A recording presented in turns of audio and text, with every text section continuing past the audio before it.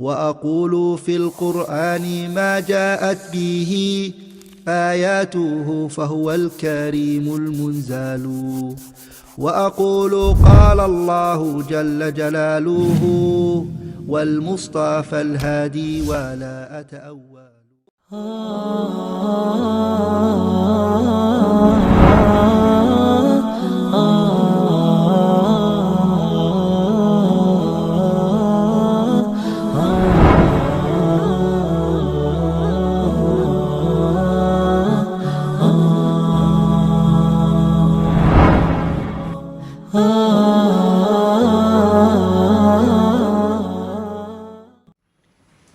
Number 15، اس سے بھی معلوم ہوتا ہے کہ اسلام میں قتل حرام ہے۔ لا یحل دم امرئ مسلم، مسلمان کا خون حرام حلال نہیں ہے، یعنی مسلمان کا خون بہایا جا سکتا ہے نہیں، اس کا یہ الٹا مطلب نہ لیں ہم لوگ غیر مسلم کا بہا سکتے ہیں، یہ اسلامی معاشرے میں بولی ہوئی بات ہے۔ یعنی ایک جیسے آدمی کہے گھر میں ایک دوسرے کو مارنا نہیں تو بچہ باہر جا کے سب کو مار کے آ رہا، جیسے بچے گھر میں ہیں ان کو بول رہے لڑو مت آپس میں، تو بولے آپس میں نہیں لڑنا، باہر جا کے لڑ سکتے ہیں، یہ مطلب لے سکتے ہیں اس کا نہیں۔ ایک اسلامک سوسائٹی میں جو بات بولی جاتی ہے وہ اسی پس منظر میں ہے، تو یہ بات بھی یاد رکھیں۔ تو اس کا یہ مطلب نہیں کہ باہر جا کے ایک مسلمان غیر مسلموں کا قتل کرے، اسلام یہ نہیں سکھاتا ہے، بلکہ قرآن میں آپ دیکھیے اللہ نے کیا فرمایا، وَإِنْ أَحَدٌ مِّنَ الْمُشْرِكِينَ اسْتَجَارَكَ فَأَجِرْهُ حَتَّى يَسْمَعَ كَلَامَ اللَّهِ ثُمَّ أَبْلِغْهُ مَأْمَنَهُ۔ اگر کوئی مشرک شرک کرنے والا تمہارے ہاں پناہ لے، تو معلوم ہوا کہ حالات کیسے ہیں، وہ پناہ لے رہا مسلمان کے پاس، سیکیورٹی مانگ رہا ہے، ریفیوج مانگ رہا ہے، اس کو پناہ دو۔ حتی یسمع کلام اللہ، یہاں تک کہ وہ اللہ کا کلام قرآن سنے، اس کو قرآن سناؤ، اور ثم ابلغہ مأمنہ، پھر اس کی امن کی جگہ پہ اس کو تم لے جا کے پہنچاؤ۔ یہ نہیں کہ اب جا نکل گھر سے باہر، نہیں، تم خود لے جا کر اس کو کس جگہ چھوڑو جہاں اس کی سیکیورٹی ہے، اس کے لیے وہاں امن ہے، اس کے لیے حفاظت ہے، تو حفاظت کی جگہ پہ لے جا کے چھوڑنے کی ڈیوٹی کس کی ہے؟ مسلمان کی۔ اگر ایسا ہوتا تو مسلمان سب کو قتل کرتا، اور اللہ کے نبی صلی اللہ علیہ وسلم کے زمانے میں مدینہ میں کوئی غیر مسلم باقی نہیں رہتا، سب مسلمان ہی ہو جاتے۔ نہیں، وہاں یہودی تھے، وہاں نصارہ تھے، اس زمانے میں مشرکین تھے۔ تو آپ دیکھیے کہ اسلام میں ایسا نہیں کہ بس جس سے بعض لوگ بتاتے ہیں کہ غیر مسلموں کو سارے مارتے جاؤ، وَاقْتُلُوهُمْ حَيْثُ ثَقِفْتُمُوهُمْ، جہاں ملے ان کو قتل کرو۔ وہ جنگی حالات کی بات ہے، عام حالات میں نہیں، وہ جنگ کے حالات کی بات ہے، اس کو عام حالات میں فٹ کرنا غلط ہے۔ جیسے کوئی کمانڈر ہو کسی فوج کا، وہ کہے کہ ایک کو بھی نہیں چھوڑنا ہے، تو بولے دیکھو کیسے جنگلی لوگ ہیں، ایک انسان کو بھی نہیں چھوڑنا ہے بول رہے وہ لوگ، وہ جنگ کے حالات کی بات ہوتی ہے۔ ملٹری کے آپ سینٹنسز سنیے، ان کو ابھارنے کی جو بات بولتا ہے ان کا کمانڈر کیسی باتیں کرتا ہے، اس کو آپ عام حالات میں سویلینز کے اوپر لاگو کر سکتے نہیں، وہ جنگ کے حالات کی بات جنگ کی ہوتی ہے، تو اس کو فٹ کرنا عام حالات میں یہ انسان کے علم اور عقل کی کمزوری کی علامت ہے۔ نمبر 15، ایمان اور اسلامی اخلاق میں تعلق ہے، یعنی انسان کے اخلاق کا مدار اس کے ایمان پر ہوتا ہے، اور ایمان اور اخلاق میں گہرا تعلق ہوتا ہے۔ ایک آدمی کا اللہ سے جیسا تعلق ہوگا، اس کے نتیجے میں بندوں سے بھی اس کا تعلق بدل جائے گا۔ اگر اللہ سے تعلق صحیح ہے تو بندوں سے بھی صحیح ہوگا، اللہ سے اگر تعلق بگڑا ہوا ہے بندوں سے بھی بگڑا ہوا ہوگا۔ تو انسان کا اصل بگاڑ اس کے ایمان کا بگاڑ ہوتا ہے، جو بندوں کے ساتھ آدمی ظلم و زیادتی کرتا ہے۔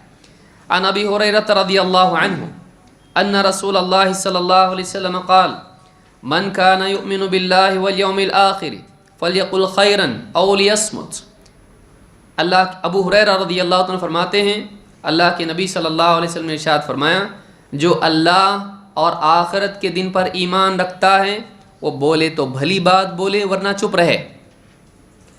ومن کان یؤمن باللہ والیوم الآخر فلیکرم جارہ، جو آدمی اللہ اور آخرت کے دن پر ایمان رکھتا ہے وہ اپنے پڑوسی کے ساتھ اکرام کا سلوک کریں۔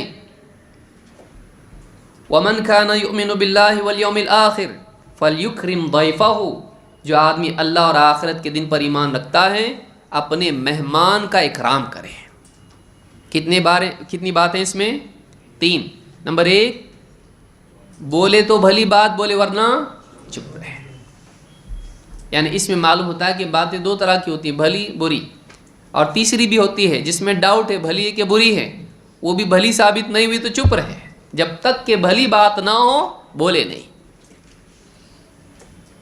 ایک انسان کے کلام میں خیر اگر ہے تبھی وہ اس کی زبان سے نکلنے کی حقدار ہے، ورنہ نہیں۔ اس کو قید میں رہنا ہی اچھا، اس کی بات کو قید میں رہنا ہی اچھا، جب تک کہ وہ صحیح نہ ہو جیل سے باہر نہ آئے۔ سمجھ میں آئی بات؟ جب تک کہ وہ شریف نہ ہو باہر ہی نہیں آئے۔ اگر بات صحیح نہیں ہے اس کو روک کے رکھنا چاہیے، اس لیے کہ کتنے تعلقات غلط بات کی وجہ سے خراب ہوتے ہیں، کتنی زندگیاں، کتنے سماج کے نقصانات غلط بات کی وجہ سے ہوتے ہیں۔ جان و مال کا نقصان ایک غلط جملے کی وجہ سے ہو جاتا ہے۔ آدمی کو چاہیے کہ بولے تو بھلی بات بولے ورنہ چپ رہے۔ معلومات چپ ہونا بھی نیکی ہے۔ ایک انسان صرف بولتا ہی رہے اچھی بات نہیں ہے، اس کو چپ ہونے کا موقع بھی معلوم ہونا چاہیے۔ اور وہ کیا ہے کہ کو کنفرم نہ ہو کہ میری بات میں بھلائی ہے۔ دوسرا، جو اللہ اور آخرت پر ایمان رکھتا ہے وہ پڑوسی کے ساتھ اچھا سلوک کرے، مسلمان یا غیر مسلم، سب، چاہے وہ غیر مسلم ہو۔ عبداللہ ابن عمر رضی اللہ تعالیٰ عنہ اپنے پڑوسی کو جب کھانا بناتے تو کھانے میں سے سالن پڑوسی کو بھی بھیجتے تھے، حالانکہ وہ کون تھا؟ غیر مسلم تھا، مسلمان نہیں تھا۔ تو چاہے مسلمان ہو یا غیر مسلم ہو، پڑوسی کے ساتھ اچھا سلوک کرنا چاہیے۔ وَمَنْ كَانَ يُؤْمِنُ بِاللَّهِ وَالْيَوْمِ الْآخِرِ فَلْيُكْرِمْ ضَيْفَهُ۔ کوئی آدمی آپ کے گھر پہ آتا ہے، آپ کو چاہیے کہ اس کے ساتھ اچھا سلوک کریں۔ جیسے کوئی آپ کے گھر پہ آیا، دروازہ کھٹکھٹایا، دروازہ کھولے، ارے کیسے کیا آ گیا آپ، یا چہرہ آپ نے ایک دم ایسا بنا لیا کہ کیا مصیبت ہے، خاص طور سے سسرال والے اگر آ گئے، تو یاد رکھیں کہ ایک آدمی مہمان ہے، اس کا اکرام کریں، مہمان کا اکرام کرنا چاہیے۔ اکرام کیا ہے؟ اس کے ساتھ خوشی کا اظہار کریں اور اس کی ضرورت کا خیال رکھیں، اس کا اکرام کریں، اس کو عزت دے، اس کی بے عزتی نہ کرے، دل آزاری نہ کریں، اور اس کی جیسے مہمان مثلاً آپ کے یہاں آیا ہے، آپ اس کو پانی تک نہیں پوچھ رہے، وہ بھوک کھانے کے وقت میں آیا، بھوکا ہوگا، آپ اس کا کھانا نہیں پوچھ رہے، اس کا حق ہے آپ کے اوپر۔ 3 دن تک مہمان کا حق ہوتا ہے، 3 دن تک۔ تو مہمان اگر آپ کے پاس آئے، آپ کا کام ہے اس کا خیال رکھنا، یہ نہیں کہ آپ مہمان کو مصیبت سمجھیں۔ وہ قوم کبھی فلاح نہیں پاتی جو مہمان کو مصیبت سمجھتی ہے۔ عربوں کے اندر مہمان نوازی بہت زیادہ تھی، مہمان نوازی بہت زیادہ تھی، یہ اخلاق ہے انسان کا جو اس کو قیمتی بناتا ہے۔ لیکن یہاں پر تینوں باتوں میں آپ دیکھیے کیا کہا؟ جو اللہ اور آخرت پر ایمان رکھے وہ ایسا کرے، جو اللہ اور آخرت پر ایمان رکھے وہ ایسا کرے۔ معلوم ہوا کہ جس کے پاس ایمان ہے اس میں تو ہونا ہی چاہیے، اس کی زبان پہ لگام ہونا چاہیے، اس کو سوچ سمجھ کے بولنا چاہیے۔ ظاہر بات ہے، خیر ہے کہ شر پہلے سوچنا پڑے گا نا۔ اس حدیث میں اس بات کی تعلیم ہے کہ بولنے سے پہلے سوچنا چاہیے، اگر وہ بات اچھی ہے تو بولنا چاہیے، نہیں ہے تو نہیں بولنا چاہیے۔ یہ نہیں کہ بول کے سوچنا، بہت سارے لوگ کیا کرتے ہیں، بول کے سوچتے ہیں، بول دیتے ہیں، اس کے بعد سوچتے ہیں میں کیا بولا، کیوں بولا، میں نہیں بولنا چاہیے تھا، تو تیر نکل گیا۔ آپ تیر نکلنے کے بعد پیچھے بھاگ سکتے اس کے؟ تو ایسے ہی ہے، آدمی کو چاہیے جب تک آپ کی بات آپ کے پاس ہے، زبان سے نہیں نکلی، آپ اس کے مالک ہیں، اور جب آپ کی بات آپ کے منہ سے نکل گئی، آپ اس کے مالک نے، وہ آپ کی مالک ہے، پھر اس کی وجہ سے آپ کو کیا کرنا پڑے گا؟ سوری، تو آپ کو معافی مانگنی پڑے گی۔ تو جو آدمی سوچ سمجھ کے نہیں بولتا ہے نادم ہوتا ہے۔ اسی طرح سے پڑوسی ہے، اس کے ساتھ سلوک کی بھی بنیاد کیا ہے؟ اللہ اور آخرت پر ایمان۔ اللہ رب العالمین کو جواب دینا ہے، آخرت میں حساب ہونے والا ہے، اور دنیا میں ملے نہ ملے آخرت میں ملے گا۔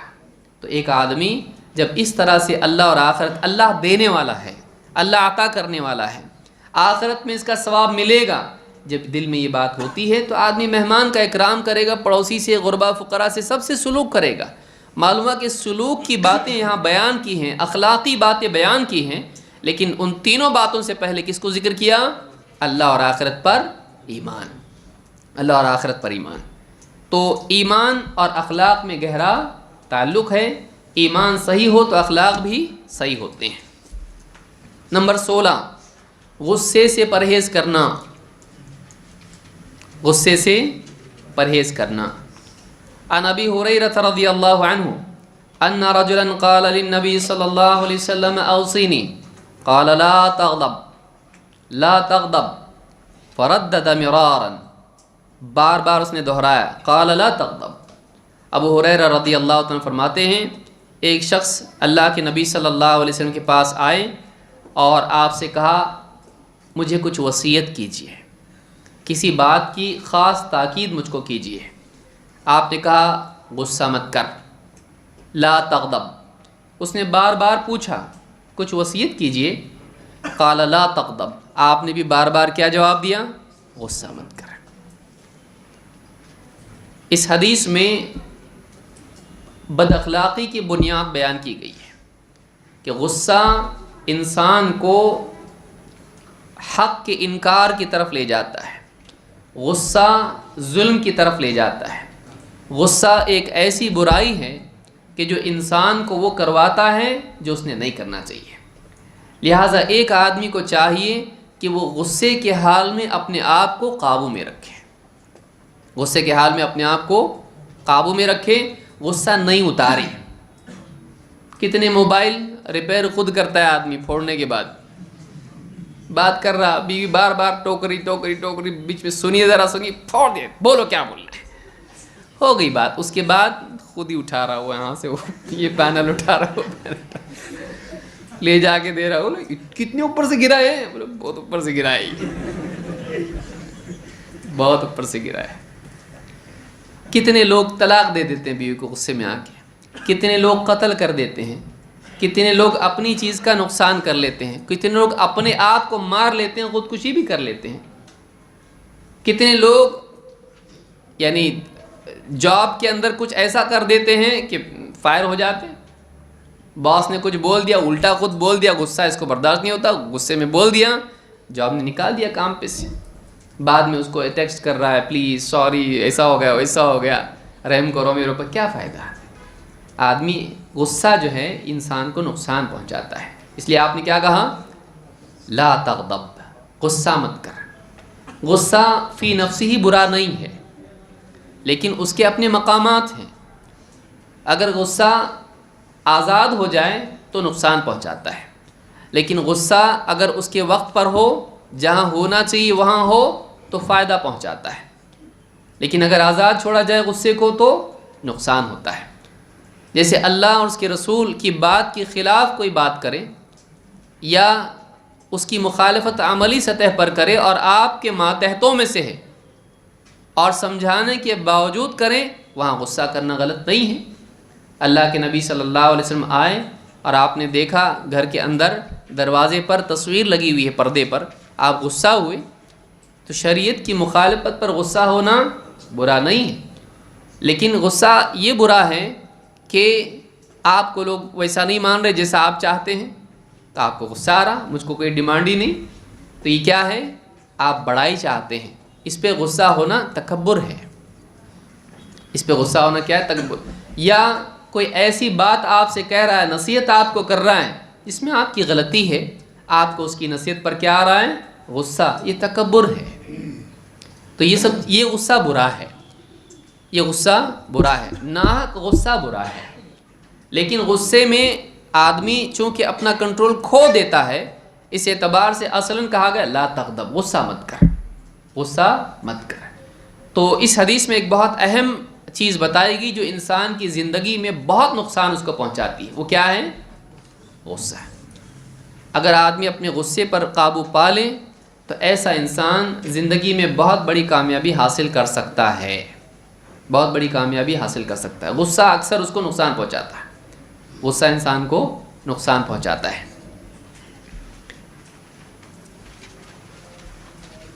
اللہ کے نبی صلی اللہ علیہ وسلم فرماتے ہیں کہ پہلوان وہ نہیں ہے جو دوسرے کو پچھاڑ دے، پہلوان وہ ہے جو غصے کی حالت میں اپنے آپ پر قابو رکھے۔ لیس الشدید بالسرعہ انما الشدید الذی یملک نفسہ عند الغضب۔ دوسرے کو ہرانا یہ طاقت نہیں ہے، اپنے کو ہرانا طاقت ہے۔ سب سے آدمی جیت جاتا، خود سے ہار جاتا۔ جو آدمی اپنے آپ کو کنٹرول میں نہیں رکھ سکتا ہے، ایسا آدمی کسی اور پہ کیا کنٹرول کر سکتا ہے؟ اصل نقصان اپنے سے ہوتا ہے۔ لہٰذا اپنے اوپر قابو رکھنا یہ بہت اہم چیز ہے۔ نمبر 17، احسان کی فضیلت۔ عن ابی اعلی شداد بن اوس رضی اللہ عنہ عن رسول اللہ صلی اللہ علیہ وسلم قال ان اللہ كتب الاحسان على كل شيء فاذا قتلتم فاحسنوا القتلة واذا ذبحتم فاحسنوا الذبح وليحد احدكم شفرته وليرح ذبيحته، رواہ مسلم۔ ابو اعلی شداد ابن اوس رضی اللہ عنہ سے روایت فرماتے ہیں اللہ کے رسول صلی اللہ علیہ وسلم نے ارشاد فرمایا اللہ تعالیٰ نے ہر چیز پر احسان لکھ دیا ہے، یعنی اللہ تعالیٰ نے ہر معاملے میں احسان کو ضروری قرار دیا ہے۔ جو بھی کام کرو اچھے سے کرو۔ احسان کا مطلب کیا؟ صحیح کام کو اچھے سے کرنا۔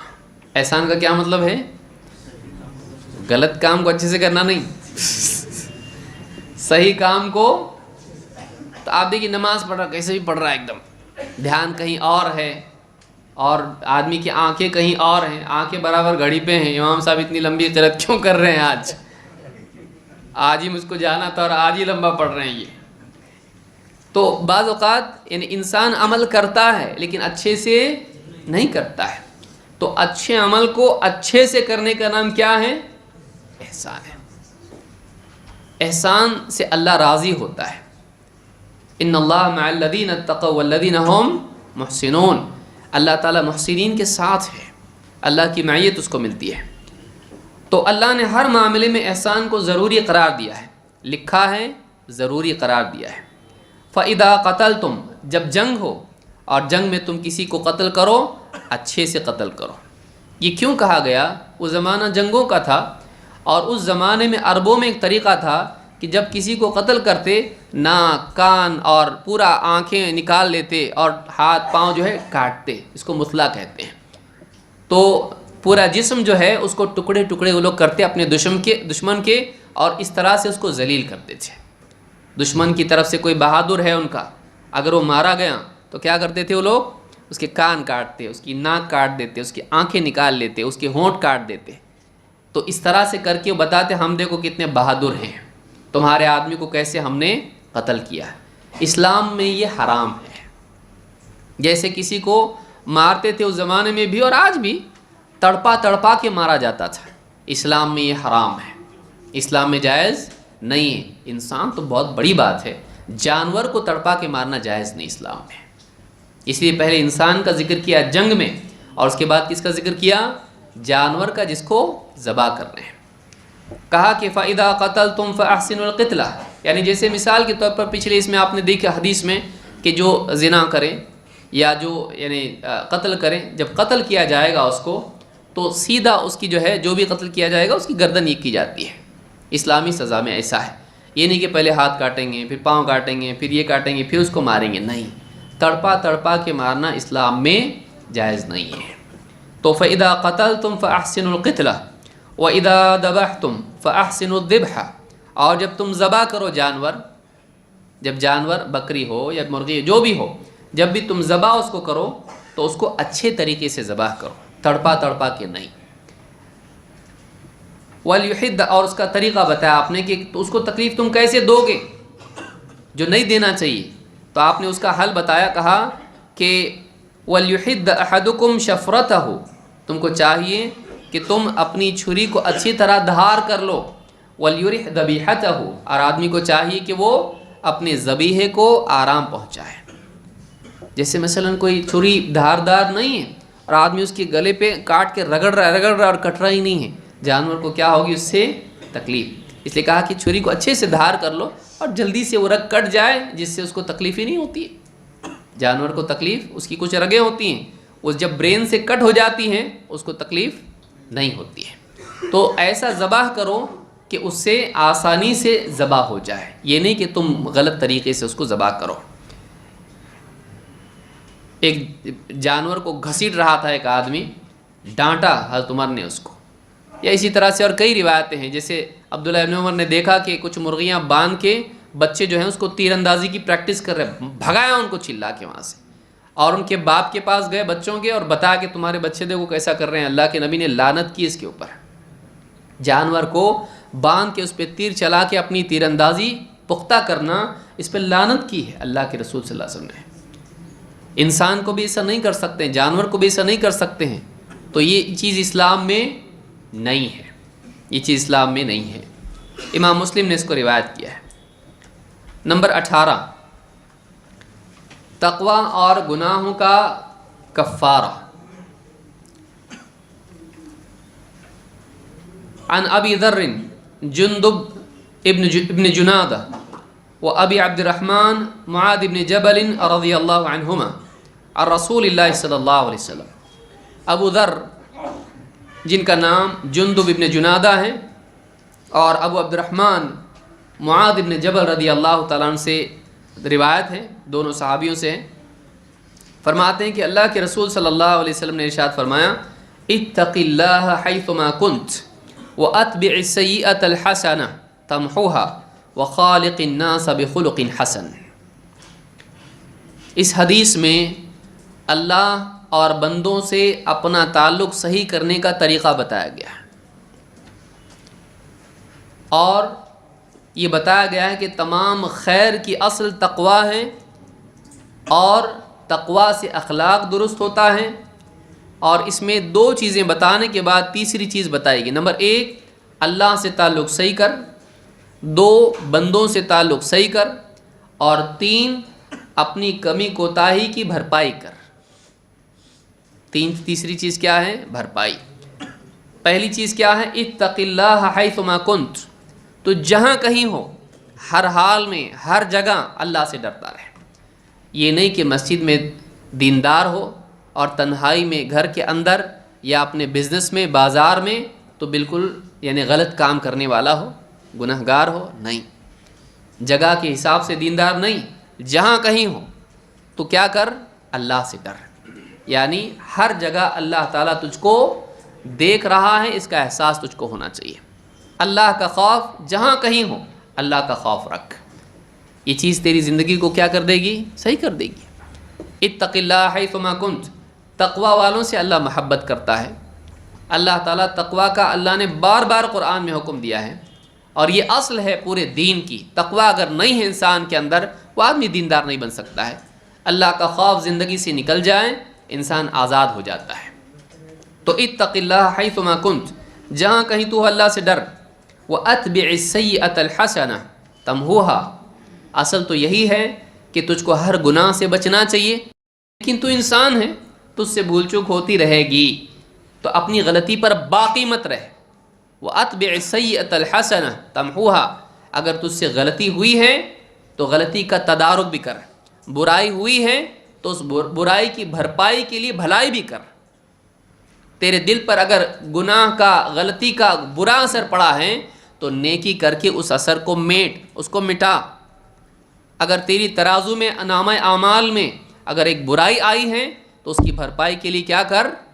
بھلائی بھی کر۔ کفارہ اس کا یہ ہے کہ تیرے اس عمل کے ذریعے سے برائی کا اثر تیرے نامہ اعمال سے بھی مٹے گا اور تیرے دل سے بھی۔ تو پہلے اصل حکم کیا ہے؟ گناہوں سے بچ، لیکن پھر کہا اگر ہو بھی جائے تو دوسرا مرتبہ کیا ہے؟ تو اس کے بدلے بھلائی کر لے۔ تمحوها، وہ بھلائی اس برائی کو مٹا دے گی۔ اس سے معلوم ہوتا ہے کہ ان الحسنات یذہبن السیئات، قرآن میں اللہ نے فرمایا نیکیاں برائیوں کو مٹا دیتی ہیں۔ جب آدمی نیکی کرتا ہے تو اس نیکی کی وجہ سے اللہ تعالیٰ برائیوں کو مٹا دیتا ہے۔ جیسے آپ نے فرمایا کہ تمہارا کیا کہنا ہے اس انسان کے بارے میں کہ جو دن میں 5 نمازیں پڑھتا ہے، یعنی آپ نے اس سے پہلے مثال بیان کی، کہا کہ اس کے گھر کے سامنے جاری گہری نہر ہے، اس کے گھر کے سامنے کیا ہے؟ نہر ہے، دن میں 5 مرتبہ اس میں غسل کرتا ہے، کیا اس کے بدن پر کچھ میل اور گندگی باقی رہے گی؟ صحابہ نے کہا بالکل نہیں رہے گی۔ آپ نے فرمایا ایسی مثال ہے 5 نمازوں کی، کذالک یعنی مثل الصلوات الخمس یمحو اللہ بہن الخطایا، اللہ تعالیٰ ان نمازوں کے ذریعے 5 نمازوں کے ذریعے خطاؤں کو مٹا دیتا ہے۔ بعض علماء نے اس سے استدلال کیا ہے کہ صحیح ڈھنگ سے اگر نماز پڑھے تو نہ صرف چھوٹے بلکہ بڑے گناہ بھی معاف ہوتے ہیں۔ کیوں؟ اس لیے کہ آپ نے پوچھا اس پہ کوئی گندگی باقی رہے گی؟ ہم یہ بول سکتے ہیں کہ نہیں، نظافت تو ہوگی اس کی لیکن طہارت نہیں ہوگی، گندگی اس پہ کچھ باقی رہے گی، نہ میل نہ دھول نہ کچھ، نہ گندگی، کچھ بھی باقی نہیں رہے گا، اس پہ کچھ بھی باقی نہیں رہے گا، یعنی چھوٹی بڑی گندگی ساری اس کی دھل جائے گی اگر 5 مرتبہ غسل کرتا ہے، لیکن اس کی نماز ہونا چاہیے، اس کی نماز ہونا چاہیے۔ تو اس حدیث سے بات معلوم ہوتی کہ بھلائی برائیوں کو مٹا دیتی ہے۔ وَخَالِقِ النَّاسَ بِخُلُقٍ حَسَن، اور لوگوں کے ساتھ اچھے اخلاق سے پیش آ، تیرا تعلق اللہ سے بھی صحیح ہونا چاہیے اور تیرا تعلق لوگوں سے بھی اچھا ہونا چاہیے۔ اللہ سے تعلق تقوی والا ہونا چاہیے اور لوگوں سے تعلق اخلاق والا ہونا چاہیے۔ اس میں اس طرف بھی اشارہ ہے کہ اگر تقوی والا تعلق صحیح ہو گیا تو اخلاق والا تعلق بھی صحیح ہو جاتا ہے، اس کو مقدم رکھا۔ یہ نہیں کہ تو لوگوں سے اخلاق میں اچھا رہے لیکن اللہ سے بگاڑ لے، لوگ ناراض ہو جائیں گے اس لیے میں نے ایسا کیا، آرکیسٹرا رکھا، شادی ہے گھر میں بیٹی کی اور لوگ چاہتے تھے آرکیسٹرا، دل بہلنے کے لیے ویسی مہمان آئے ہوئے تھکے ہوئے بہت زیادہ، اور تھوڑا انٹرٹینمنٹ بھی ہو جائے گا ان لوگوں کا، تو لوگوں کو خوش کرنے کے لیے، ان کا دل رکھنے کے لیے اللہ کو ناراض کر سکتے نہیں۔ اس کو پہلے بیان کیا، تقوی پہلے، اللہ سے ڈر وہ پہلے ہیں، لوگ بعد میں ہیں، اللہ پہلے ہیں۔ لوگوں کو خوش کرنے کے لیے اللہ کو ناراض کر سکتے نہیں۔ ہاں لوگ ناراض ہو جائیں اللہ خوش ہو، یہ چلتا ہے، لیکن لوگ خوش ہوں اور اللہ ناراض ہو نہیں چلتا ہے۔ اس لیے اللہ کو مقدم رکھا ہے بندوں پر۔ اس سے یہ بھی معلوم ہوتا ہے کہ بہتر اخلاق یہ ہے کہ آدمی اللہ سے ڈرنے والا ہو، چاہے لوگ اس سے خوش ہوں یا ناراض ہوں، یہ نہیں کہ لوگوں کو خوش کرنے کے چکر میں اللہ کو ناراض کرے۔ تو اس حدیث میں تقوی کی فضیلت بیان کی گئی اور یہ بتایا گیا کہ گناہوں کا کفارہ نیکیاں ہیں۔